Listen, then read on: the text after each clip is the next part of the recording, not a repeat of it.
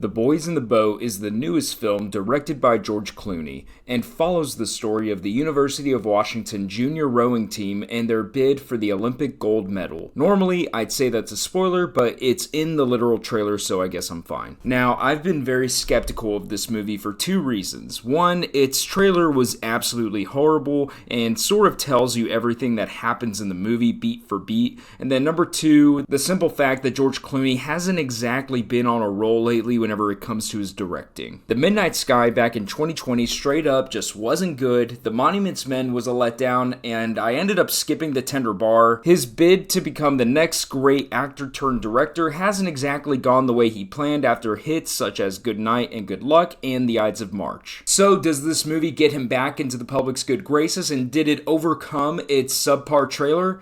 Yes and no. As a movie, The Boys in the Boat is fine. It's perfectly harmless, but it's also a movie you've seen a million times. It's almost like Clooney wanted to make a tribute to sports films of the 1990s. You have your standard beats of an underdog team not projected to do anything at all, a hard coach, and their triumph against all odds. It's a formula done throughout all film eras. What surprised me about this was how unapologetically it was trying to harken back to the past. Right from the opening credits, you know what style of movie it's gonna be. That doesn't inherently make it bad by any means, but it's going to be very much by the books. One of the gripes I have with films like these is the build-up to major events. It's hard to get us on board with the human aspect, and this movie struggles there as well. The romance feels very rushed and kind of easy at parts. There are certain moments within the team itself that are charming and fun, but I found myself just wanting to get back to the rowing scenes. Which leads me to a major praise for this film. The rowing scenes are shot excellently. For a movie done so much by the numbers, they were able to portray the rowing to be as grueling as it is in real life. The races were very exciting, the film explained what everyone's roles were, and you will legitimately want to leap out of your seat at the end. Or at least I found myself wanting to leap up out of my seat at the end because I didn't actually know what happened in real life, which if you don't know the actual events of what occurred here with this team,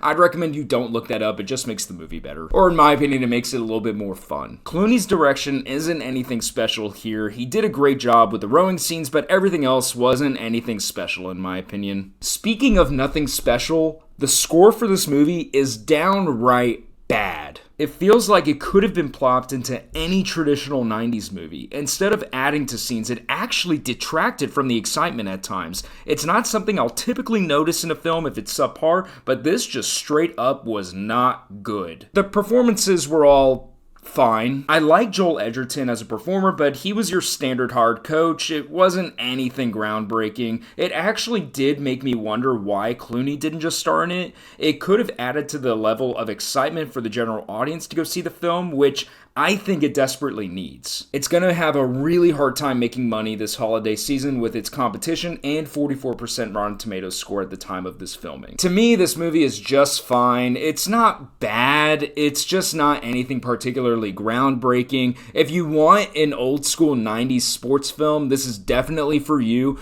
But if you're looking for something to take the entire family to this holiday season, I would recommend Wonka over this. So that's everything that I have to say about The Boys in the Boat. Thank you so much for watching the video up to this point, and be sure to subscribe if you like this and you want to see more. Bye, y'all.